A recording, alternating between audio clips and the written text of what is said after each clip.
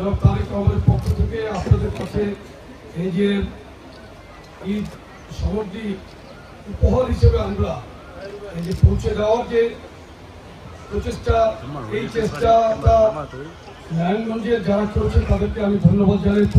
আপনাদেরকে আমরা নিচে নেমে গিয়ে আপনাদের হাতে এই উপহার সামগ্রীটা পৌঁছে দেবো ইনশাল্লাহ। আপনারা যে কষ্ট করে এখানে আছেন আপনাদেরকে ধন্যবাদ জানাই। আমি আবারও মহানগর যুবদলকে এত সুন্দর একটি আয়োজন, আমি এই ধরনের আয়োজন, এই আয়োজনটি অত্যন্ত সুন্দর হয়েছে। আমি মহানগর যুবদলকে ধন্যবাদ জানাই।